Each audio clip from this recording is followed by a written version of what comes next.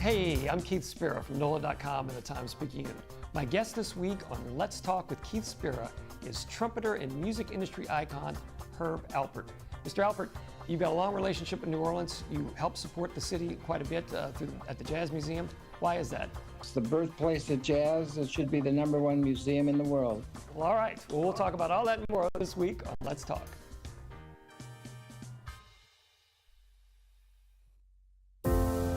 We're local and enlightening. You're watching WLAE-TV, celebrating 40 years of New Orleans public television. Inside New Orleans Sports with Eric Asher is underwritten by... At Villeries Florist, we deliver the magic of flowers 7 days a week to the North Shore and South Shore in the New Orleans area. Whether it's for birthday parties, baby celebrations, Villeries provides colorful floral displays for all. With a store full of fresh-cut flowers, exotic tropical flowers, orchids, roses, and even fruit baskets, our goal is to make your vision a reality. Villeries Florist, proudly serving Louisiana since 1969. Dave Niet Insurance Agency. Auto, home, flood, business, 504-556-0809. Dave Niet, INSagency.com. C&C Drugs is a family-owned pharmacy that's been serving Southeast Louisiana for over 50 years.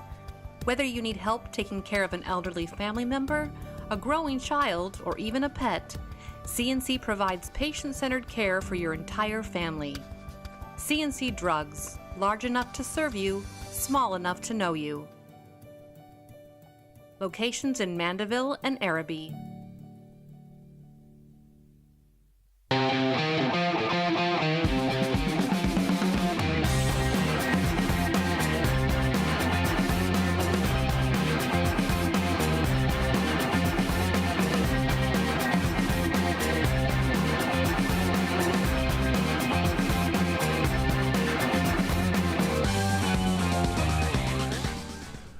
Good evening and welcome to another edition of Inside New Orleans Sports. I'm your host, Eric Asher. Over the next hour, we'll cover all the home teams. We'll talk high school sports. We'll talk about LSU Tulane recruiting.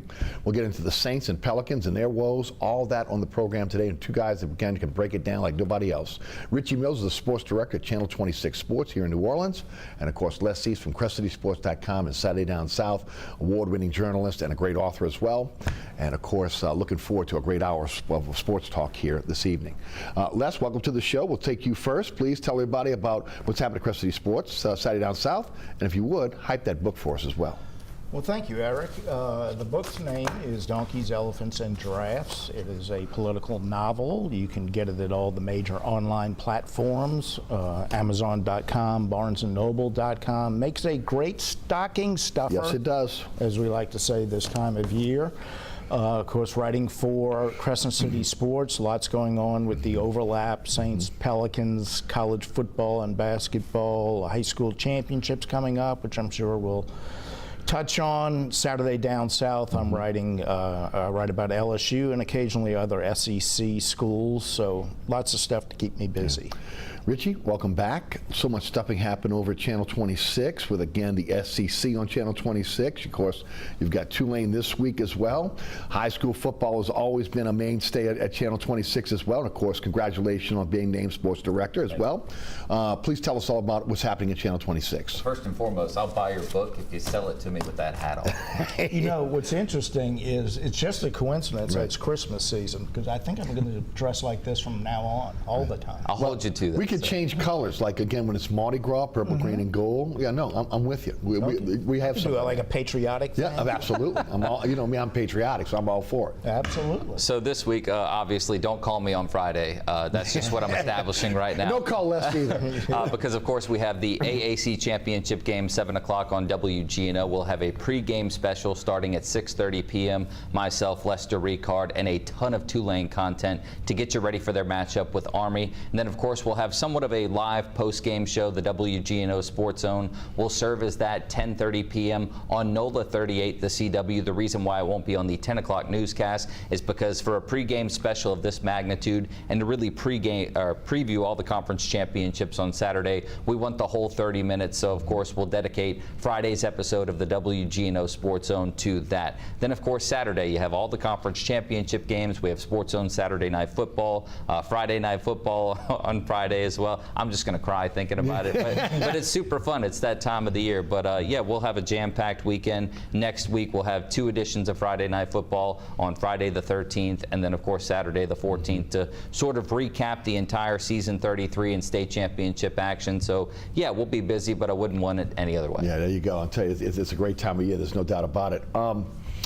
Let's talk about high school football, if we could. Again, next week, again, all the teams going to the Dome. Richie, I'll start with you. Some of the games that are featured this week, some of the games that include, again, teams from South Louisiana.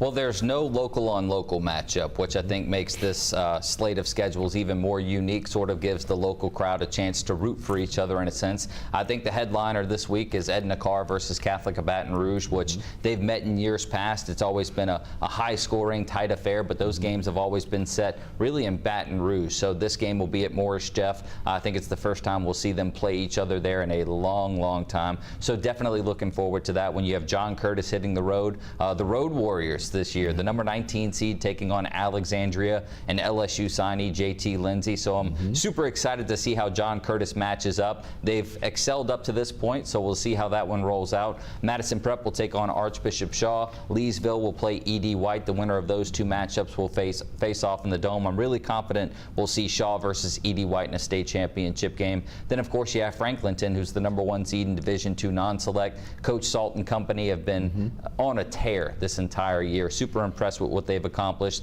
They'll face Iowa. We'll also feature South Platte Logansport. We'll be just about everywhere possible on Friday night, and that's what Friday Night Football is all about. We'll also recap the recruiting trail and really just shed the light on as much local as possible. Yeah, and I failed to mention again, and folks at the radio station will kill me for this, 106.1 The Ticket is also where you can find high school sports, and Les is a big part of that with the original, and you'll be dealing with that on Friday as well, right? Yeah, in fact, I wanted to mention that within the original program, we've done this the last 2 weeks with Rummel games. This week we're going to have Franklinton, Iowa, and Franklinton. We'll count down to the original at 6 o'clock with Ro Brown, myself, and Emmanuel Pappas. 6:45 we'll go out to the stadium, and Ken Trahan and Coach Willie Brooks will call the Franklinton game. We'll have updates throughout the broadcast of the game, and then our normal post game analysis from around the state. And also, I should mention, at CrescentCitySports.com, we will be live streaming the Union Parish St. James playoff game. So between Richie and I, you have all of the prep and all the cast of characters around us. You have all the prep you need. And of course, again, the Friday Night Football is simulcast on 106.1 The Ticket as well. So you can always catch that if you're in the car. You can catch that if you can't. And then of course, I always catch Sports Zone. I don't miss it. All right, I want to talk a little bit about. It's kind of a twofold conversation we'd like to get in here. First of all, I want to talk about recruiting and what happened over the last couple of days. Again, the first window is open now again for early signing, and that's between Wednesday and Friday of this week. The first transfer portal will open up on Monday, and it's open from December the 9th to the 28th.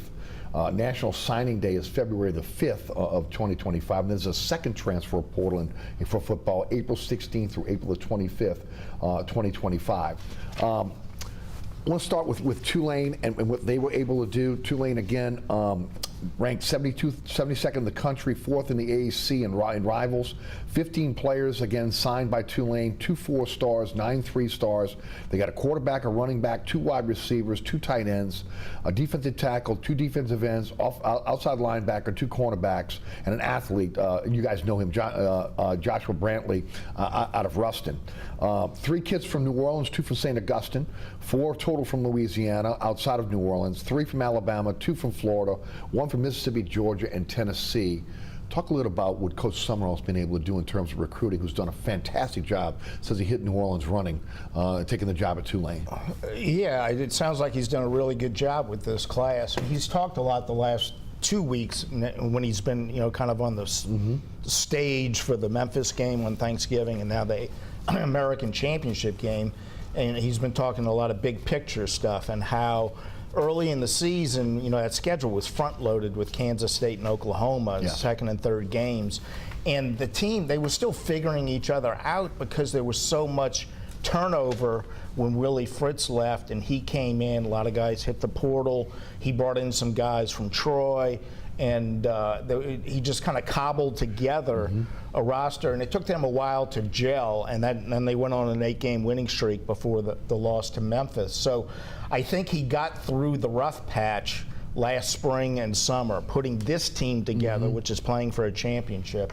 And now I think there's a little more stability, and you can see him building on the success of this team, as well as the success prior to his arrival, thanks to Willie Fritz and his staff. So I think he's not only done a great job of coaching this team in his first season with a lot of guys coming in from different places, but also the way he kept them together after those back-to-back losses and a really difficult game at Lafayette after that.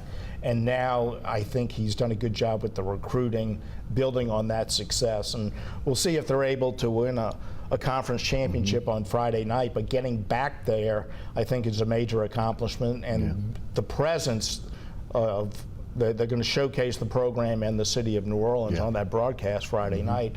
And so I think that's only going to help him with those later signing periods down the road, especially if they're able to have success against Army. Your thoughts on what Coach Summerall was able to do? So I'm overly convinced that if you flip their schedule right now, they're a one-loss team and they are in the college football playoff. That's agree. just given, you know, you had a freshman quarterback playing against 2 top 25 opponents, a brand new team that we knew was very young, very talented. But again, they were all brand new, basically, to the system, to the city of New Orleans, and to John Summerall. I think the publicity that comes with winning and being in that CFP discussion has certainly opened the eyes to recruits, not just in the state, but really around the South, that, okay, New Orleans is now a premier playoff destination. That's a top 25 team, basically. I can go down there and play high-quality football. And I just think the way that he was able to bring so many people in through the portal, so many proper pieces in through the portal and effectively utilize all of them, which I think is crazy in this day and age of college football, because you have a veteran offensive line, you have talent across the board, and you were somehow able to make them all mesh together effectively. So again, I think you flip that schedule over, we're having a completely different conversation right now, but I think it is truly miraculous that in year one, he's playing in an AAC championship game. I know the Memphis loss was tragic and not something that anybody wanted to see, but I think they somewhat kind of overachieved this year, given what we didn't know in the offseason and what we see now. I think it's safe to say that with the youth and the new coaching staff, that they are certainly built a culture that, you know, the standard now used to be conference championship, now it's could be CFP. So again, that's a conversation I don't think Tulane fans thought they were going to have, but that's something he promised at the very beginning, and that's something we're certainly talking about right now. So I think that is truly amazing in itself, and it has you excited for what the future holds. No doubt. 2 4-stars for Tulane. Again, that again, I don't want to say it's unprecedented, but it's unusual. You know, Tulane, again, even the Willie Fritz era coming in the Summerall era, when Tulane has been really good, they've taken 2 and 3 stars and they've coached those guys up. Again, so now you're looking at guys that are 2 and that are 4 stars, maybe even 5 stars, that are taking a look at Tulane as an opportunity. I can go to Tulane. I'm going to be on TV. I'm going to have a chance at the CFP, and yes, I'm going to get good enough coaching. I got a chance to go to the NFL as well. Yeah, and that's a big part of it. And, you know, that's one area where LSU has been deficient in recent years, is coaching up the guys once they get there. They've had 4 and 5 stars who did not become all-conference players. And so every program has to have that player development component, but especially at a place like Tulane that's not been a destination for 5 stars for years and years and years. It becomes even more important. But one other thing about the exposure, even though, you know, they're not going to the CFP, they're not ranked this week. You go back 2 weeks ago, everybody's watching the CFP rankings, and they see number 17, Tulane, pop up on the screen. The stage for college football on Thanksgiving night was Tulane and Memphis. That was the only game you could watch in the entire country. Tomorrow night, on his air, you're going to have the AAC championship, Tulane and Army. A lot of people are going to be watching that. And so the exposure they've gotten just by being on these stages and in the CFP conversation is extremely important, even though they didn't ultimately get into the playoff. And so I think Summerall has a great deal to work with, and he seems to be doing a good job of pulling it all together. Two things. First of all, let's talk a bit about this game on Friday night with Tulane, and then we're going to get into LSU and recruiting as well. And then we're going to wrap it up talking about where we are right now in terms of recruiting and what it takes to be able to get a kid on campus now and hold on to that kid. Talk about this matchup. Again, Tulane has done very, very well against option teams. They've got an in with their defensive coordinator, again, who again has been at Army. Talk about this matchup on Friday night. So for those of you that haven't watched Army, but you've seen them rise in the rankings, they're led by quarterback Bryson Daly, who's second in the country, first in the conference in rushing touchdowns behind Ashton Genty. So that should give you some context as to how effective a playmaker he is. He averages about 20 points accounted for per game. So that's really the focal point of their offense. Where teams have really been successful against them this year is when you focus on him. They were playing Notre Dame a couple weeks ago, and I was sort of laughing in a sense because he kept it and he rolled out. There were 7 Notre Dame defenders there ready to take him down, and I thought that was hysterical, but that is ultimately what it takes. You effectively shut him down, you will shut down Army's rushing attack. Now their defense, where I think we saw Tulane struggle last week against Memphis, just 57 yards rushing against the Tigers, they took Mekhi Hughes out of the equation. Army's defense is the top rushing defense in conference play. So ultimately, when I'm looking at this matchup and how it can be won, I think Darian Mintz is going to have a great game. I think he's going to have a big night. And I say that because he takes what he did against Memphis, sort of a disappointing approach. They put the ball in his hand. They try to make him win the football game. I think we see a big night from Darian Mintz. I think Tulane is also motivated at the fact that they just had their CFP hopes crushed. So I think that also factors into the equation. I think Tulane wins this game by more than 10. And I'm saying that given what they did against Navy a few weeks ago with 35-0 thrashing of the midshipmen on the road. I think just the road mentality of it all, the motivation of losing Thanksgiving night, and really knowing that, you know, this is where you can make your mark on the season, I think will all factor into everything. So I think we see a Tulane win by more than 10 points on our air Friday night. Tulane 9-3, 7-1 in the conference now. That 17-game conference winning streak was snapped by Memphis, who beat them 34-24 on Thanksgiving night. As mentioned, no longer ranked in the top 25, but they could get back there again with a win in the AAC championship. Your thoughts on Tulane? Well, I agree with everything Richie said, and I would also point out John Summerall went into West Point last year with Troy and beat Army. I don't know if they shut him out. They might have shut him out last year, and then I know Greg Gasparato was co-defensive coordinator a few years ago, so that helps. So the fact that you're playing that tricky offense that's difficult to prepare for on a short week. Got to be gap discipline. Yeah, but the short window they have to prepare for it, I think, is helped by the fact that the coaching staff has familiarity with it. So that'll help them. Daly, I think, has 9 straight 100-yard rushing games. So that, obviously he's the key to the game. But the thing is, last week they had to beat Texas San Antonio in order to host this game on Friday night. And Texas San Antonio shut down the running game pretty well on 1st and 2nd down, put them in 3rd and long. And Daly had his most passing attempts, most completions, most passing yards of the season, 2nd most passing yards of his career last week, and they were like 8 of 17 on 3rd, 4 or 5 on 4th down. So they have proven that they can respond with the passing game to some degree when they have to. Certainly they couldn't do it against Notre Dame, but they could do it against Texas San Antonio. We'll see. I think it's going to be a little more competitive maybe than Richie thinks, but I do think Tulane has a good shot to win this game. You know, it would be great if the quarterback has a big game for Tulane, but I think Mekhi Hughes also has to have a much bigger game than he had last week. Of course, last week, again, with 35 yards on the ground for Tulane. Again, not able. And one of the things that really surprised me against Memphis was because they had been so gap disciplined against Navy and other teams. Again, they were not gap disciplined against Memphis, and of course, they ran all over them as well. I want to talk about Coach Summerall because he's in demand right now. Again, the Power 4 schools that are looking for a head coach are looking at Summerall. In a lot of cases, that's their top candidate. North Carolina, UCF, Purdue have all been mentioned. Of course, there'll be some other schools that will fire coaches down the line here. Again, for Tulane, they've dipped down this road before with Willie Fritz, a guy that, again, looked like he was going to stay and retire at Tulane, but ultimately promises that were made were not kept in terms of facilities, and he's in Houston now. This is an up-and-coming coach. You probably won't be able to keep him for his career, but again, he's a guy that can get you to a college football playoff, and he's got you in the mix for an AAC championship once again. How do they hold on to John Summerall?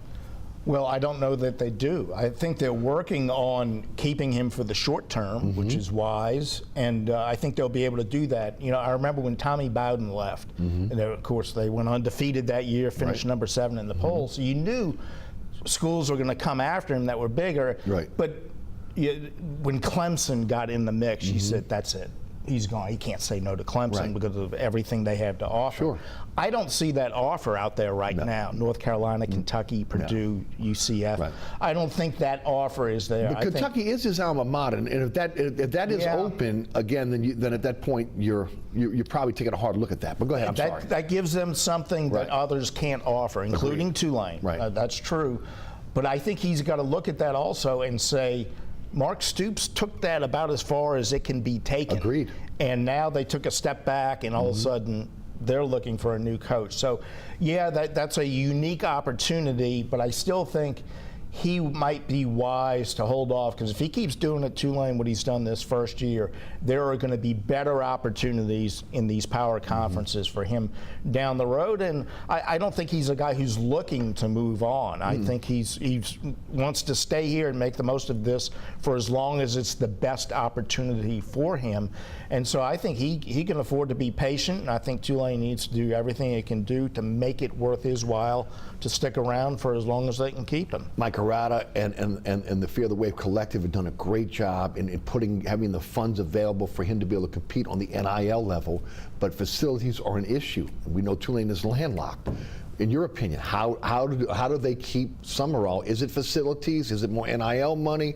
What is your opinion? I think the winning certainly helps, but I think what also helps is the fact that your athletics director, David Harris, goes on social media this week and pretty much addresses everyone saying, you know, we hear you. We're obviously trying to work on these things. We're trying to make progress. So I don't think nothing's being done in that regard. I believe that they're doing just about everything they can up to this point. I know stuff like that is a process in a sense, and I guarantee you they're taking care of that, and they recognize what's going on right now more than anyone, that, you know, this is something that's been promised years ago, but I think this new regime with David Harris leading the charge might help get that done, but I think him addressing that this week certainly helps. I think the only thing that would help John Summerall's resume look better than 3 straight conference championships is 4 straight conference championships and a CFP berth. I think that in a sense you can afford to be patient. Tulane is now a place where you can win. You have a super young team, achieve so much, expectations will be even higher. You expect them to accomplish even more next year, and I think that they certainly can. But I think there's only really one job that would open up that he would immediately leave for, and that is Kentucky, which you just mentioned. I was talking about this earlier, as a matter of fact. I don't think North Carolina is a place you would leave Tulane after 1 year for. I don't think any of these other schools that have been mentioned is somewhere you'd want to go. I think Kentucky might be the only job that he would up and leave for, but I don't think that's going to be available for another year. Is he going to stay around for 20 years? Absolutely not. They won't be able to do that. I just feel that, you know, there's so much attraction to being a head coach in the SEC, and he's showing that if he can get it done at Troy, at Tulane, and then you know, maybe next year in the CFP with, you know, what is considered a Group of 5 school, then yes, he'll be an attractive coaching option next year. Right, and all of us believe that, again, the pathway to the CFP is easier for a Tulane than a North Carolina, than a Purdue, than a UCF, or even a Kentucky. And look at what Boise State's doing. So you could have possibly had Tulane and Boise State in the college football playoff, given the fact that it's the top 5 ranked conference champion. So again, last week that would have been the Mountain West and the Americans. So that's just also something to keep in consideration. The SEC's brutal, and it's going to continue to get brutal. Will be. And one thing Boise had going for it is the program's name. Preseason expectations were high. If Tulane beats Army, wins a bowl game, they're going to be up there in the preseason polls, which gives them a head start next year. Even though the CFP rankings don't come out till November. And with the recruiting he's doing, they're going to be on people's minds when next season starts. I don't think that schedule is going to be as front-loaded as this year's was. So the path into the CFP next year, I think, might be more comparable to the one Boise has been on and will finish off, assuming that they beat UNLV this week. And before we wrap up Tulane and catch a break, and then we'll talk LSU, and then we'll jump into Pelicans and the Saints. there's a formula at Tulane now. Willie Fritz has put the formula out there, and Summerall's kind of pounced on it. You recruit New Orleans hard. You recruit Louisiana hard. You recruit the South. Okay, and then in the transfer portal, you get a second bite at the apple for these Louisiana kids who want to come back home. Okay, they've been at a Power 4 school, and they're decided, okay, maybe I'm not getting the playing time, whatever. You got the NIL available for you. So again, for a coach like Summerall, who maybe won't, as you mentioned, he has the ability to be patient and wait for the right job to show up.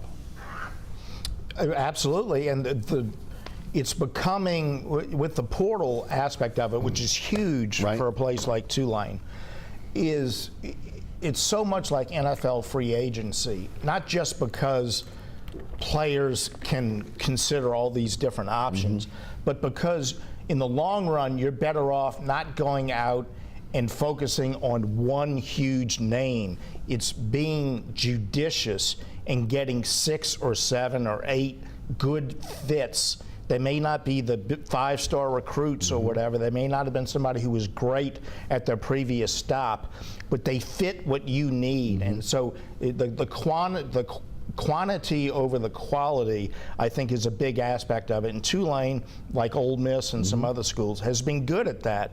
And as long as you're judicious and filling holes through the portal, I think that's the real key, just like it is in NFL free agency. And I believe 25 signees yesterday, which says in itself, there's a big commitment to recruiting on that level. But when you look at a guy like Brantley from Ruston, who you just mentioned, there was thought that he could potentially jump up to a 4-star, 5-star recruit. That's how talented he is. And that's why Ruston won state last year with him. And I think that having a kid like that on campus shows you can recruit these highly touted prospects and you can bring them to New Orleans. And then there are kids on the current roster that you got through the portal that we haven't even really heard from much this year. You expect to hear from last year. So like Shaz Preston, Kai Prian, 2 wide receivers from St. James. There are Pat Jenkins in the portals. There's Shoddy Clayton Johnson's in the portals. It's just a matter of, like he said, finding the right fit. Being a New Orleans native is only a plus. Yeah, it is, no doubt about it. Richie Mills, Sports Director, Channel 26, Les East of CrescentCitySports.com, and Saturday Down South. I'm your host, Eric Asher. You're watching Inside New Orleans Sports. We'll hear from our underwriters. We come back. Going to jump in LSU, jump in their recruiting as well. And we're going to wrap it all up talking about, again, the state of college athletics today. Then we'll jump into some Pelicans and Pelicans and Saints as we wrap up the program this evening. We'll be right back. Located at 3701 Iberville Street in Mid-City is Katie's Restaurant and Bar. Open 7 days a week, Katie's offers daily specials for lunch, dinner, and Sunday brunch. Serving New Orleans cuisine such as fried shrimp platters, grilled redfish, and a fully stocked bar.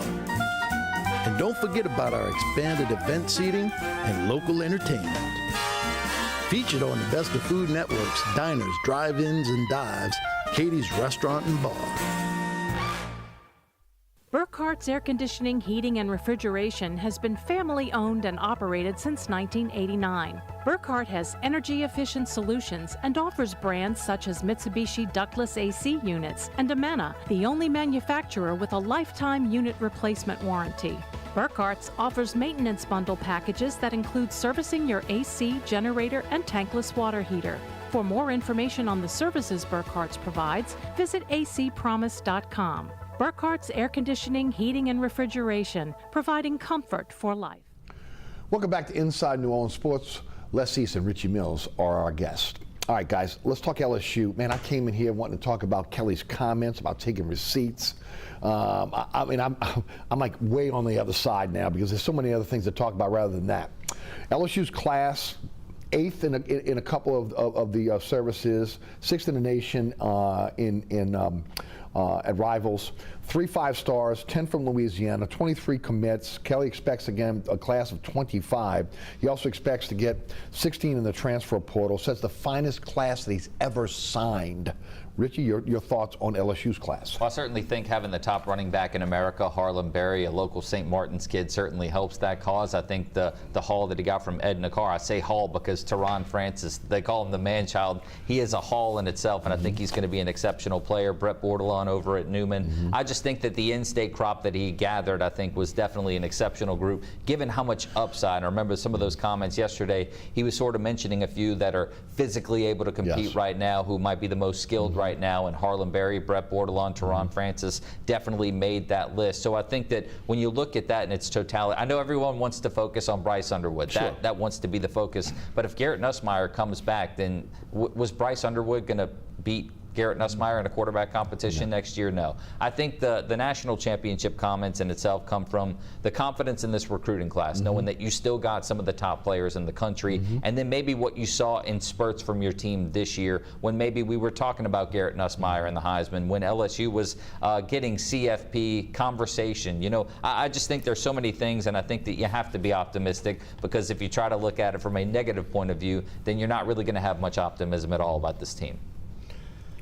Well, I'm going to turn my Santa hat into the Grinch's hat. Uh-oh, turning green.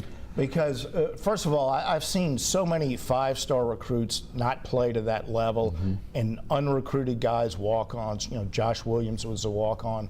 A lot of guys exceed expectations. Other guys don't live up to expectations. We talked about player development being so important. But now it's even worse, because if somebody lives up to expectations, they're leaving early for the NFL. If they don't live up to expectations, they're leaving early to go through the portal. So what this class looks like on paper today, a year or two down the road, it could easily be totally different. That could be a good thing or a bad thing. I don't know. But trying to project what a signing class is going to mean is pointless, because you can't do it. Now, it's better to have highly regarded recruits than recruits that aren't highly regarded. And I think it's in Kelly's interest to talk up this class, because people are getting a little antsy about him not raising the bar at this program faster. So he's hanging his hat on this recruiting class, saying, boy, those glory days are right around the corner. Look at this class. I understand him doing that, and that might be the case, but boy, I just think you're trying to project what any signing class is going to ultimately be is just meaningless. Well, and to your point, things have changed so quickly in college athletics, and that's where I want to go next. Okay, just look at the defections in the portal right now: Ricky Collins, C.J. Daniels, Jordan Allen, Deshaun Womack, Landon Ibieta. Again, Will Campbell has announced that he's going into the NFL. In today's world, especially when you're talking big-time college football, the Power Four especially, but really across the board, it is a one-year deal with kids now. I mean, you literally, again, you're recruiting the kid coming out of high school. You have to recruit the kid every single day on your campus. And then you have to hope that, again, that kid is good enough to be able to play as a freshman, okay, or get playing time, because if not, he's in the transfer portal looking for another opportunity. The other part of it is, and I thought Kelly really laid it out in his press conference yesterday about, again, where they are in terms of recruiting now. It's no longer about, and there are some kids out there that are going to be, I love my state school, I love my school, I believe those colors, I want to be an LSU Tiger, I want to be a Tulane Green Wave. Garrett Nussmeier. Right, but there are, again, the majority of kids now want to know, what are you paying me to come to your school to play ball? Okay, and then you get into the situation where, through the other collectives, that again, the money's there. You think that you have the kid, as they did with Stewart from Carr, as they did with Underwood from Michigan, and both guys at the last minute end up going elsewhere because the money that was given to them from those schools was something that LSU couldn't touch. And that is hard, again, that is hard for a lot of LSU fans to be able to digest, because LSU's been at least thought of as an upper echelon program, right? So how can we not be able to compete on a national level just based on, again, the brand of LSU? Well, it's no longer the brand of LSU. You have to have a collective. You have to have the ability to be able to pay these kids. And in a lot of cases, for coaches like Kelly, who's been around for a long, long time, I question whether, again, he can morph into the new age of college football. Because, again, we just heard Mac Brown say in his press conference that he didn't sign up for this, his ending press conference. We saw Nick Saban walk away, right? So, guys, when you look at LSU, when you look, again, which is different from Tulane, right? Tulane's done a great job with their collective. When you look at the lack of billionaires and multimillionaires in Louisiana as opposed to some of these other states, how do you compete? It's kind of tough because when you look at it from the Bryce Underwood angle, that kid was committed, he was all in, bought in every way, shape, and form, but his home school offered him $12 million to stay home, and I don't think LSU was willing to match $12 million. I think it's just really the realization that that's what it's going to cost nowadays for a top quarterback in your class. Jakeem Stewart, you can say in a sense, homegrown product. Right. He said yesterday that a big influence for him was the fact that Eric Henderson, former Edna Carr alum, was the co-defensive coordinator over at USC, the relationship. He loved them, the development aspect. I believe some of that's true, but they were willing to pay him, what, reportedly $2 million a year. LSU they left at $1.5 million. So I think the realization that that's just what it's going to cost to get these kids these days, and that other people are going to be willing to pay them, especially if you're not, because all they see is that, number one, you don't know how Jakeem Stewart's going to pan out. 1 year of varsity football, he's played. 10 games, is that right? Right. 10 games. But I think the fact that he's 6'6", 270, the measurables are off the charts. He goes to camps in no pads. He dominates. I think that certainly attracts other people to the thing of, oh, okay, well, if you don't want to pay him, we certainly will, and we'll see what happens here. But then you also have the transfer portal. Will he be in the portal a year from now? But it doesn't matter because you're going to pay him $2 million for that 1 year rental, and that's just something that LSU is just going to have to come to the table and just admit they're going to have to pay that type of money these days. Right. I'll make 3 quick points. The first one, getting back to what I said about the comparison to NFL free agency, definitely applies to NIL money and collectives because it's $12 million to get Bryce Underwood. That's good. You have somebody to block for Bryce Underwood. So you got to, Michigan has more money than LSU, but still, whatever money you have to parcel it out wisely. And so the mid-level free agents that you get, when the Saints went and got Joe Horn, I always cite that as a great example of value. So you got to get good value. You don't just have to get $1 billion. If it was all about the amount of money, Texas A&M would be going for its 3rd straight national championship. Right. But it's not. It's lost 3 straight SEC games. The other thing, it was encouraging that Kelly talked about the reality of recruiting now, because even though I know he doesn't like it, and I don't know how long he's going to be able to deal with it, he seems to be recognizing the reality of it and that he has to play the game, which he was slow, I think, to do initially. And so now he's trying to play catch up, and that's a good thing. And finally, the other thing I would say, and I'm half serious about this, is he should go to the biggest donors and say, give me as much as you can for NIL money, because if you don't, you're going to have to give that same money to buy me out and start over again. What a great point. So is it the $60 million to buy out my contract, or $60 million to get me the players so you don't want to buy out my contract? That's a great point. That is a great point. And of course, there's another component of this, right? Revenue sharing kicks in this year. 22% of the average athletic budget, up to a cap of $23 million, is what, again, the big schools will be divvying out. Now, schools can distribute the revenue as they see fit with the athletic programs. This means revenue-producing programs like football and basketball are going to get the lion's share of this money. They also, again, there's been a lot of talk that minor sports will no longer be scholarship sports. And I don't know how that affects Title IX down the line here. There's going to be a lawsuit down the line. And then what do you do if you're an LSU, where you got a women's basketball program that's a top program, you got a gymnastics program that's a top program, your baseball program is a revenue maker, okay? And you got basketball and football. How do you divvy up that revenue sharing as well? You're going to have to get very creative. I mean, I know that the revenue sharing sort of tries to fan this fire that we're seeing right now, but we don't know how long you're going to be able to cap that. And then, with these other sports, especially in LSU's case, you're going to have to get super creative with how you supply revenue and funding to these student athletes. And then what I don't like is how it really affects the FCS level and how they're having to pay more. Exactly. It's going to impact them. So I really just don't like it all, but unfortunately, whether you like it or not, it's coming. But again, to me, Title IX has been out there for a long. How do you get past Title IX on that? Well, I'm not a lawyer, but I don't see how you can. Title IX, as I understand it, simply says you cannot discriminate against college students by denying certain students opportunities that are available to other students.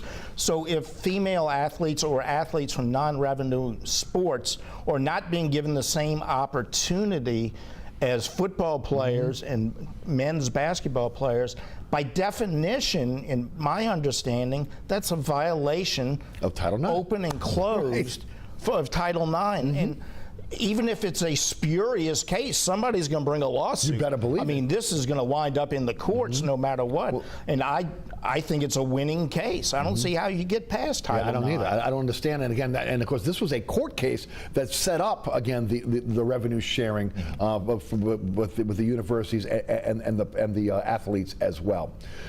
It's a different world. I mean, again, I could picture LSU and Tulane's coach's office with a whiteboard with all of their recruits on it. And again, normally you'd put their stars, or again, maybe a little bio on, again, what their strengths and weaknesses are. No, you got a column now on how much money they're going to get in NIL and how much of the revenue sharing they're going to get as well. You have to be conscious of who your highest paid employees are. Right. And that's just everywhere. And I think, unfortunately, this is just one of those bumps in the road that everyone's going to have to encounter. Right. A little bit different show today, but again, this is really, again, out front on college athletics right now and affecting, again, as Richie said, not just in LSU and Tulane, but again, our state schools. Again, so many of our state schools that, again, that football really, again, is the driver in terms of, again, revenue for all of their sports. But again, especially, again, when you start about the smaller schools, it's really going to affect them. And it's unfortunate because when you look at a university like Southeastern, they have all these facility plan improvements that they're dedicating a ton of money to. Now you have to dedicate more money in a sense, and then you're also losing out on some of these recruits that are going to go. They want the Power 4 attention. They want the Power 4 money. That's where they're going to go. It's just a lose-lose for them, but it's a win. The rich get richer. Well, you don't have a 100,000 seat stadium, okay, that you're deriving this revenue from. You know, I mean, you've got, that's where the small schools are really getting hurt with that, because that's where the revenue is derived from when you talk about, again, the splitting of the revenue with the players. Let's shift gears to the Saints because we're running out of time here. 21-14 losers to the Rams. They're 4-8 now. There's 5 to go. At the Giants on Sunday, Washington at home, at Green Bay, Las Vegas at home, and then at Tampa. The big story is the loss of Taysom Hill and what he means to this team. And he'll be 35 in August. An ACL injury. They say it's pretty bad. It looked bad on the screen, obviously, when it happened. He is he is kind of the cog that really gets this offense moving. First of all, in the short term, how does Kubiak make up for that? In the long term, is Taysom Hill going to be a Saint next year? Do you think, again, it's that at 35, with, again, his whole life ahead of him, that it's worth going out, rehabbing, and trying to play one more year? He's only in a contract for one more year with the Saints. Right. Well, first of all, it's a big blow to the offense, no question about it. You just have to look at the stats when he has X number of touches or yards, how good they are, and when he's not a factor, how bad they are. And I asked about this the other day at the news conference with Darren Rizzi about, nobody has a second Taysom Hill. The Saints are the only team in the NFL that has one Taysom Hill. You can't plug in somebody. You got to plug in like 5 guys. Right. First of all, you don't have the change of pace at quarterback. Okay, so you're going to be Derek Carr is going to be your passing game. That's okay, but you don't have the change of pace. Then who's your running threat after Alvin Kamara? Well, they're trying to get Kendre Miller back, but who knows what you have there. He's a blocker. He catches passes. He's a leader. He's on special teams. You have a list of about 8 people that have to contribute to replacing him, all of whom are not as good at what they'll be doing as he was. So it's a huge loss, one of the biggest losses they could have suffered. As far as what happens in the future, I don't know. I will say that he has less tread on his tires than the average 34-year-old when he was at BYU. He did, he did the trips and he stayed in school for a longer period of time. So he didn't play as much football. He hasn't taken the beating in the NFL that some other people have. So he's a young 34, if there is such a thing. And I don't think there's anybody who has the character and dedication that's greater than what he has. So if anybody can come back from that, it's him. But it's still very difficult, and the contract situation makes it even more complicated. So I don't know if he's going to be the same player a year from now, and if he is, I don't know if it'll be in New Orleans. Well, the ACL injury, he might not even be back until halfway through the season, okay, if he decides to come back at all. Your thoughts? Well, the character and the dedication, I think, is what really separate. Their skill set's identical to him that I think I'm going to touch on in a second, but the character dedication, I think, is what sets him apart. I think you can get him back for one more year, but kind of contradictory to what you were saying in a sense, I think he's taken more of a beating than people realize. This season. Playing with broken ribs, just the fact that he's played on so many different units, so many different packages. I think he's taken more of a beating than maybe your average 34-year-old. With that being said, you also have a blueprint for how effective a player of that caliber can be. Every time I watch Alabama play football, I think to myself, Jalen Milroe might have what it takes to be Taysom Hill in a sense of what he can do offensively. I don't know if you have Jalen Milroe playing special teams, but I think in terms of how effective he can be on the offensive side of the football, if you're the Saints and you know you're not going to get Taysom Hill back, but you need something sort of similar to that, maybe you look at a guy like that in a sense that can throw the football, an exceptional runner of the football, someone that probably can learn how to catch. I don't imagine that's too difficult these days, but no, it's a huge loss, and I think when you look at what they've accomplished since Dennis Allen's departure, I think Taysom Hill had a big part to play in that. There's no way to replicate what Taysom Hill can contribute to your football team. And yeah, they're going to have to get creative. Alvin Kamara is going to have to take on more of a role. Derek Carr is going to have to do more. They're banged up once again, but I don't think they're really going to compete for a playoff spot here. So I think if you are the New Orleans Saints, you have to decide right now, what are you playing for? What's important? What's your evaluation look like? And are you going to draft Jalen Milroe in April? What a great segue, because that's where I want to go next. All right. At some point, you got to admit you're rebuilding. They have not. Okay. At some point, you have to admit that. Jeremy Fowler reported yesterday that he, in a poll of general managers, that he feared that, again, he's getting the information that Mickey Loomis will be back. We always felt like, again, if there was going to be a change, Mickey Loomis was going to have to give a change on his own. In other words, he would have to walk away. Again, is there an ego thing there where he wants to try to rebuild this thing? Whatever it is, I feel like, again, there needs to be a fresh look at this franchise, a cleaning of the house and starting over.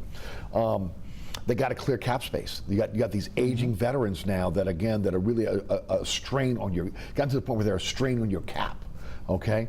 And you have to acquire draft capital. How do you do that? First of all, do you think there will be changes in the front office? Do you think there'll be wholesale changes across the board? And again, will they bite the bullet and finally admit it's time to rebuild? Well, all of those things are intertwined, and I'm not sure I have the answer. I think it all starts with Mickey Loomis. I think Mickey has earned the right to decide whether he wants to be the guy to oversee this rebuilding or not. And I think Gail Benson will give them that opportunity. So I think it's up to him. And I think there's probably, this is just me speaking, I think there's probably a part of Mickey that still wants to prove I can succeed without Sean Payton. I agree. Sean Payton gets, rightfully so, gets a tremendous amount of credit for everything that happened here, including front office moves. And I think Mickey, if I were Mickey, I would want to prove that, hey, I had a hand in all that too. I can prove, now that Sean's not here, I can prove that we can fix this thing, and I'm going to be the guy to do it. So I think that's where it starts. You got to get through the cap problems, and that's going to be a multi-year process. Right. Okay, you got to hire, you got to have a home run hire for your head coach. Right. And depending on what happens in the next 5 games, maybe Darren Rizzi's in that conversation. I don't know. That's to be determined. But if you're Ben Johnson, who's going to be the hot name, offensive coordinator of the Lions, or another hot shot, are you looking at the Saints and saying, that's the place where I want to go and start my head coaching career? Not with the cap issues. I don't think you're going to be able to get the first or second best candidate out there. So they have myriad challenges with the cap and who they're able to attract as a head coach, and in rebuilding this thing, and a lot of key players who are getting older. And so it's a challenging rebuild. And if Mickey Loomis decides he wants to roll up his sleeves and take it on, all the luck to him. I hope he does a great job. But it's going to be difficult for whoever takes on that challenge. And it's going to be multi-years. It's like you read my mind in a sense, because you could throw up this big board of who you think would be a great head coach, the next head coach for the Saints. It means nothing if they don't want to come here. That's right. You have to convince them that this is still an attractive destination where you can grow as a head coach, win, and really do it your way, in a sense, play to your strengths. The Saints do not have that luxury right now. Do I think that Mickey Loomis walks away? No. So one of two things are going to happen. It's going to get better or it's going to get worse. The way the roster is set up right now, the cap space is set up right now, it's trending in a direction where it's going to get worse. And that is unfortunate. But someone made a very good point that I think we were all thinking at the time when Dennis Allen got fired is whoever the next head coach is, whoever the next GM is, they need to have no ties to this organization. Yeah. See, but that doesn't look like it's going that direction, because everything we're hearing is Aaron Glenn, Joe Brady. You're hearing guys that were here once before that they have, and that's where the Saints have operated. They like to, again, bring in people or people that, again, have been cultivated within the organization. No doubt that's their track record. Now, we'll see. They may decide that this is time to try something different. Right. Because, like they did with Peyton. Like they did with Peyton. And what I was going to say about Sean is, if you remember, when they went to get Sean Payton, and I'm not sure he stood out like, say, a Ben Johnson did, but he was a well-thought-of assistant coach. And it was basically the Saints and the Raiders. Right. And Sean said, I'm not going to the Raiders. Okay? The Saints were the less dysfunctional of those two organizations. I mean, they were coming off Katrina, but also they had a roster, even though they overhauled it, they had a roster that was better than their record indicated. It was the 2005 season fell apart because of Katrina and led to them making the coaching change. And they had an owner that did metal as well. Right. Benson. Absolutely. So there were a lot of things that made it attractive to Sean Payton, that and the weakness of the competition helped them get Sean Payton. I don't think that's the case right now. But there are a lot of bright young coaches in the NFL who are chomping at the bit for the opportunity to be an NFL head coach. So if you don't get the number one guy or the number two guy, there's going to be a bright up-and-coming assistant that you can get, but you have to have the people making the decision who pick the right one, who find the diamond in the rough that maybe isn't quite as obvious as some of these other coaches are thought to be. And you talk about the motivation of Mickey Loomis to prove he could do it without Sean Payton. It doesn't help when you see what Sean Payton is accomplishing right now at Denver, given the fact they took on, $56 million in dead money, and now they're finding a way to win and compete for a playoff spot. That's where I think the issue is, and the fact that you could be motivated to do it, but if you try to force that on an organization that doesn't have the pieces in place to do that, it's only going to get worse. Yeah. Let's talk some Pelicans. 4-18, losers of 9 in a row, 15 of the last 16. Recently losing to the Hawks 124-112. Phoenix tonight for the Pels. Because we only have a few minutes left, I'm just cutting right to the chase here. The experiment with Brandon Ingram and Zion Williamson has failed. Again, we talked about it last year. We've been talking about it the last couple of years. It is very difficult to be able to have two players who are often injured, unwilling to play through injury, that seem to have injuries that linger into months, not weeks, again, and when coming back, as the focal point of your franchise. These are the two guys we're building around. There has to be, at least at some point in that front office, where you decide it's time to cut bait. And I think now's the time, basically, that you have to look at. We have to cut bait. Well, they have no choice but to make a decision on Brandon Ingram now. Okay, his contract's going to be expiring, and I think it's to the point. Well, yeah, you have to look at those two guys separately, because Ingram, you have the contract issue right now, and I think you cannot possibly give him a max contract. Nobody else in the NBA is going to give him a max contract. Agreed. So you have two options. You trade him between now and the deadline and get what you can, and without signing him to a max extension, what you're going to get in return is going to be pretty small, because he can play out the contract and be gone. Right. So you just have to make up your mind. We are going to trade him and take whatever we can get. Or if we have to let him go in free agency, we will let him go for nothing.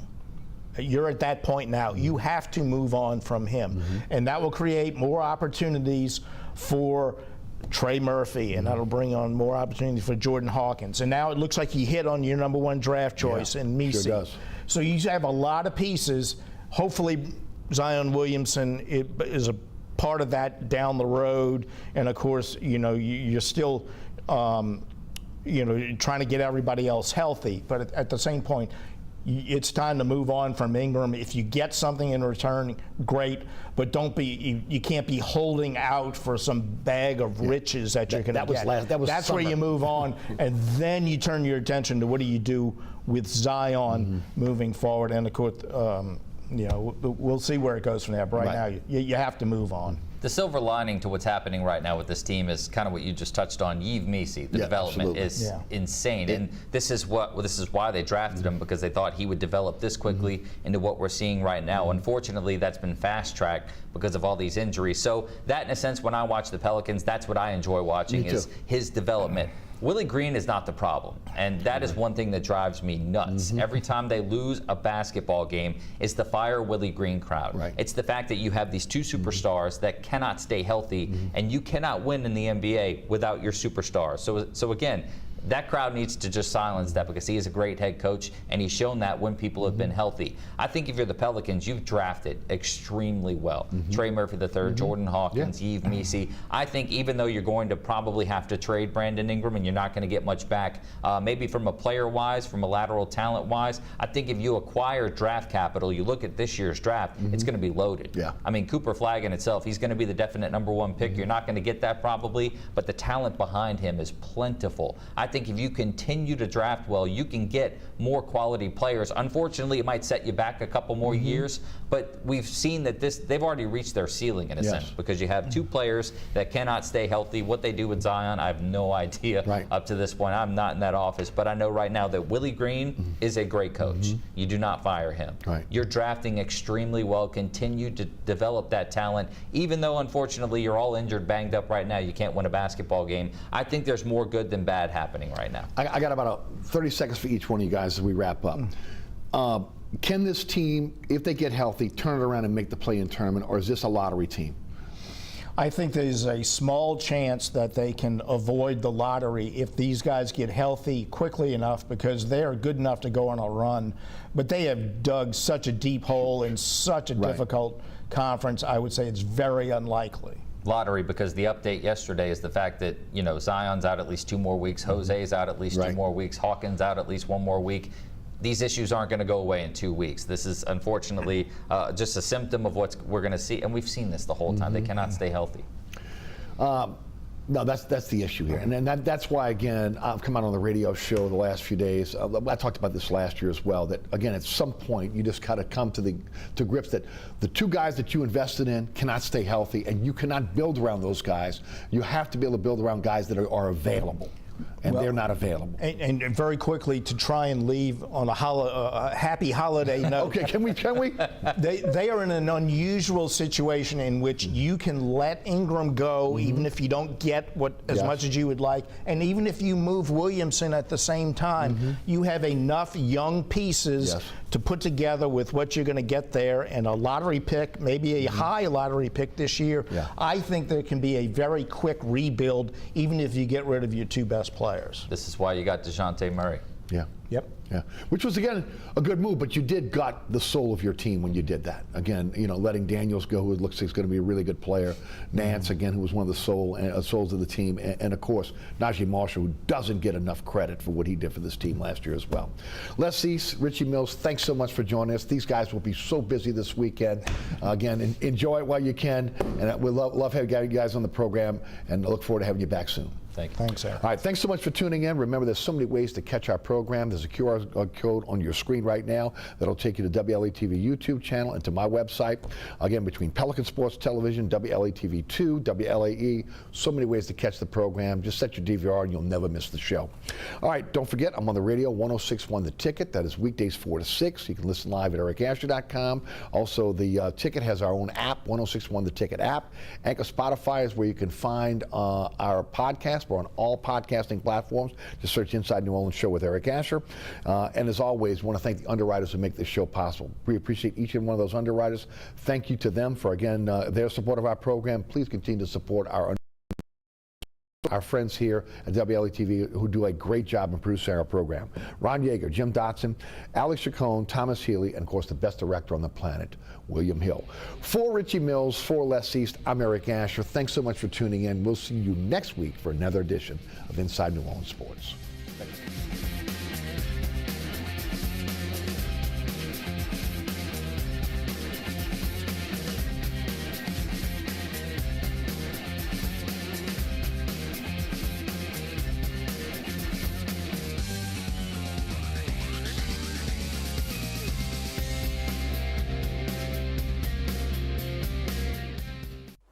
Engineer John Tribe, who was stationed on crew the night of the Apollo 1 accident, recalls the moments that followed.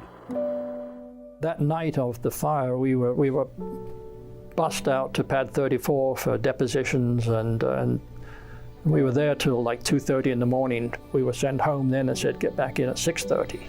But we came in the next day, and of course the first order of business is listen to those tapes over and over and over again. Try and figure out, what was happening, what they were doing. One of the things that I still remember was walking across between the high bay and the low bay, and you could look out the side windows at the astronauts' cars parked right below. They had red, white, and blue Corvettes.